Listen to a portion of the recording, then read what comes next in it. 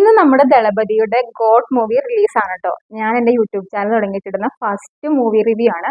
വിജയുടെ എല്ലാ മൂവിയും ഞാൻ ഫസ്റ്റ് ഡേ തന്നെ പോയി കാണാറുണ്ടോ. അതുപോലെ തന്നെ ഇന്ന് ഞാൻ 7:45 ഷോയ്ക്ക് പോയിട്ട് വന്നിട്ടാണ്. ഒരു ഫാൻ ഗേൾ എന്ന നിലയിൽ എനിക്ക് മൂവി ശരിക്കും ഇഷ്ടപ്പെട്ടു കേട്ടോ. ഫസ്റ്റ് തന്നെ ലിയോയിലുള്ളതുപോലെ ഒരു ടൈറ്റിൽ കാർഡ് ഉണ്ട്. അത് കാണുമ്പോൾ തന്നെ ആ അണ്ണയാര് ദളപതി എന്ന് പറയുമ്പോൾ തന്നെ നമ്മുടെ രോമൊക്കെ ഇങ്ങനെ എഴുന്നേറ്റ് നിൽക്കും. സൂപ്പറാണ് കേട്ടോ. പക്ഷെ ടൈറ്റിൽ കാർഡ് കമ്പയർ ചെയ്യുമ്പോൾ ലിയോയിലാണ് കുറച്ചും കൂടി നല്ലത്. എങ്കിലും സൂപ്പർ ടൈറ്റിൽ കാർഡാണ്. അവിടം തൊട്ട് ഒരു ഫാൻ ഗേൾ എന്ന രീതിയിൽ ഫാൻസിന് ഇഷ്ടപ്പെടുന്ന പക്ക ഒരു മൂവിയാണ് കേട്ടോ. എനിക്കിങ്ങനെ ആധികാരികമായിട്ട് മൂവിനെ കുറിച്ച് ഒന്നും പറയാൻ അറിയത്തില്ല. ക്യാമറ ഡയറക്ഷൻ ഒന്നും വലുതായിട്ടൊന്നും അറിയത്തില്ല. എനിക്ക് സ്ക്രീൻ നിറയെ വിജയായിരുന്നു. എനിക്കെന്തോ വിജയുടെ പടം നമുക്ക് തിയേറ്ററിൽ തന്നെ പോയി കാണാം. എന്നെപ്പോലുള്ള ഒരു ഫാൻ ഗേളിന് പറ്റിയ പടം. ഫാൻ ഗേളിന് മാത്രമല്ല, ഫാൻസിന് പറ്റിയ പടം കേട്ടോ. അതിനുവേണ്ടിയുള്ള ഒരുപാട് ഐറ്റം അതിനകത്തുണ്ട്. നമുക്ക് ഗൂസ് ബംസ് വരുന്ന ഒരുപാട് ഐറ്റം ഉണ്ട്.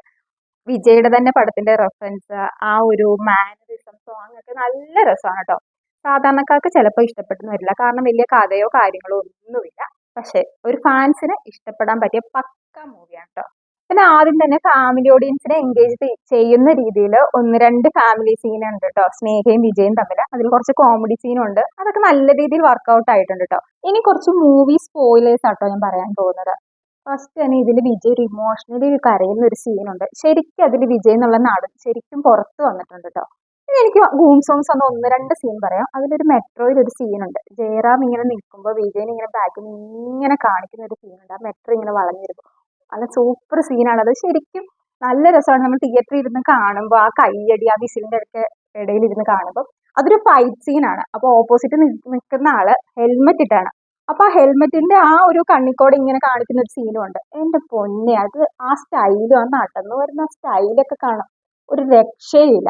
മൂവിയിൽ കുറെ ട്വിസ്റ്റുകളൊക്കെ വരുന്നുണ്ട് കേട്ടോ. അതിൽ ഒന്ന് രണ്ട് ട്വിസ്റ്റുകളൊക്കെ നമുക്ക് പ്രെഡിക്റ്റ് ചെയ്യാൻ പറ്റുന്ന രീതിയിലുള്ളതാണ്. എങ്കിൽ അല്ലാത്ത രീതിയിലുള്ള ട്വിസ്റ്റും വരുന്നുണ്ട്. അതിൽ പ്രധാനപ്പെട്ടാണ് എനിക്ക് തോന്നിയത് പ്രഭുദേവ വില്ലനായിട്ട് ടേൺ ചെയ്യുന്ന ഒരു ട്വിസ്റ്റ് ഉണ്ട് കേട്ടോ. അതെനിക്ക് ശരിക്കും ട്വിസ്റ്റായിരുന്നു. ഞാൻ ഒട്ടും പ്രതീക്ഷിച്ചിട്ടുണ്ടായിരുന്നില്ല. കാരണം ആദ്യം തുടങ്ങി തന്നെ ഞാൻ ശരിക്കും വിജയനെ പോലെ തന്നെ ഒരു ഹീറോ ആ ഒരു ലെവലിൽ തന്നെയാണ് ഞാൻ കണ്ടുവന്നിരുന്നത്. ശരിക്കും വില്ലനായിട്ട് പെട്ടെന്ന് അങ്ങ് ടേൺ ചെയ്യും. അത് ശരിക്കും ട്വിസ്റ്റ് ആയിരുന്നു കേട്ടോ. അങ്ങനെ ഒന്ന് രണ്ട് ട്വിസ്റ്റുകളും കൂടി ഉണ്ട്. പിന്നെ എടുത്തു പറയേണ്ട ഒരു കാര്യമാണ് ഇളയ ദളപതിയുടെ ക്യാരക്ടർ കേട്ടോ. ശരിക്കും വിജയ് അത് നല്ല രീതിയിൽ ചെയ്തിട്ടുണ്ട്. ട്രെയിലർ ഇറങ്ങിയ സമയത്ത് ഒരുപാട് നെഗറ്റീവ് കമന്റ്സ് ഒക്കെ വന്നിരുന്നായിരുന്നു ആ DAG. പക്ഷെ ഈ മൂവി കണ്ടാൽ നമുക്ക് അങ്ങനെ തോന്നത്തേ ഇല്ല.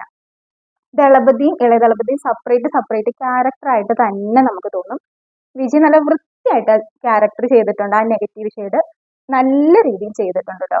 ആ ഒരു ഇന്റർവൽ ബ്ലോക്ക് തന്നെ സൂപ്പറാണ്. ഇളയ ദളപതി വിസസ് ദളപതി എന്നുള്ളത്.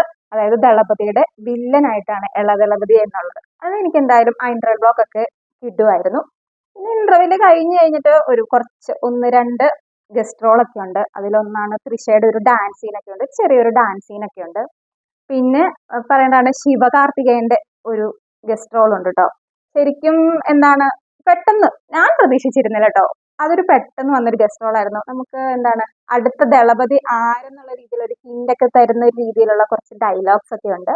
ശരിക്കും കയ്യടി വാരി കൂട്ടിയ തന്നെ ഒരു സീനായിരുന്നു അത്. പിന്നെ അത് കഴിഞ്ഞിട്ടുള്ള 40 മിനിറ്റ് അതായിരുന്നു ക്ലൈമാക്സ്. ലാസ്റ്റ് 40 മിനിറ്റും അതും കിടുവായിരുന്നു കേട്ടോ. ധോണിയുടെ കുറച്ച് മാച്ച് സീനും അതിൻ്റെ ഒപ്പം, അതായത് ആ കമന്ററി CSKയുടെ മാച്ചിന്റെ കമന്ററിക്കൊപ്പം ഉള്ള വിജയുടെ കുറച്ച് സീൻസ് ഒക്കെ ഉണ്ട്. നല്ല രസമായിരുന്നു കേട്ടോ. അത് നമ്മൾ എൻഗേജ്ഡ് ആയി പോയിരിക്കും. കാരണം ധോണി ഫാൻസും വിജയ് ഫാൻസും കൂടി ചേർന്ന്, അതിന്റെ കൂടെ തന്നെ മങ്കാത്തയിലെ കുറച്ച് റെഫറൻസ് വരുന്നുണ്ട്, രജനികാന്തിന്റെ കുറച്ച് റെഫറൻസ് ഒക്കെ വരുന്നുണ്ട്. മൊത്തത്തിൽ നമ്മളെ എൻഗേജിങ് ആക്കുന്നത് സാധാരണക്കാരുടെ അല്ല, ഫാൻസിന് പറ്റിയ ഒരു ദളപതി മൂവിയാണ് കേട്ടോ ഇത്. ഇനി നെഗറ്റീവ് നോക്കുവാണെങ്കിൽ വലിയ എടുത്തു പറയത്തക്ക രീതിയിലുള്ള കഥയൊന്നുമില്ല. നമ്മൾ കണ്ട ചില മൂവീസിന്റെ ഒക്കെ സാമ്യമൊക്കെ തോന്നിയേക്കാം, അതൊക്കെ സ്വാഭാവികം. പിന്നെ അതുപോലെ തന്നെ വിജയ് പടങ്ങളുടെ BGM നല്ല പവർ ആയിട്ടുള്ള BGM ആയിരിക്കും. എങ്കിലേ ആ വിജയുടെ പ്രസൻസും ആ BGM കൂടി കേൾക്കുമ്പം നമ്മുടെ സ്ക്രീൻ അങ്ങ് കത്തുള്ളൂ. ഇവിടെ അത് ശരിക്കും കുറവായിരുന്നു കേട്ടോ. ഒരു തട്ടിക്കോട്ട്, കുഴപ്പമില്ല, തരക്കേടില്ല, നമുക്ക് അഡ്ജസ്റ്റ് ചെയ്യാം. ഈ സമയത്ത് അനിരുദ്ധ് വല്ല ആയിരുന്നെങ്കിൽ ഇളയ ദളപതിക്ക് ഒരു ദളപതിക്ക് ഒരു ഒക്കെ ഇട്ട് നല്ല ഹൈപ്പ് കയറ്റിയേനെ ആ ഒരു BGMത്തിന് തന്നെ. ശരിക്കും അനിരുദ്ധിന്റെ BGM മിസ് ചെയ്യുന്നുണ്ടായിരുന്നു. പിന്നെ അതുപോലെ തന്നെ നോക്കുകയാണെങ്കിൽ സോങ്സ് ആവശ്യമില്ലാത്ത സ്ഥലത്തൊക്കെ കുത്തിത്തിരികിയതുപോലെ തോന്നി. പിന്നെ എന്താണ്, കണ്ടിന്യൂഷൻ ഇല്ലാത്തതുപോലെ തോന്നി. ആ സീനുമായിട്ട് വലിയ ബന്ധം ഇല്ലാത്തതുപോലെയൊക്കെ തോന്നി. ഇനി അധികം ഒന്നും ഞാൻ പറയുന്നില്ല, കാരണം ഫാൻഗേളായി ഞാൻ ഫാൻസിന് പറ്റിയ ഒരു പക്ക ദളപതി മൂവി തന്നെയാണ്. അതുകൊണ്ട് ഞാൻ ആസ്വദിച്ചിരുന്ന് തന്നെയാണ് കണ്ടത്. അപ്പൊ ഇത്രയൊക്കെ ഉള്ളൂ. കണ്ടിട്ടില്ലാത്തവര് പോയി കാണുക മൂവി. കണ്ടിട്ടുള്ളവര് നിങ്ങൾക്ക് ഇഷ്ടപ്പെട്ടോ ഇല്ലയോ എന്ന് കമന്റ് ചെയ്യുക. അപ്പൊ അത്രേ ഉള്ളൂ. Tata bye, see U.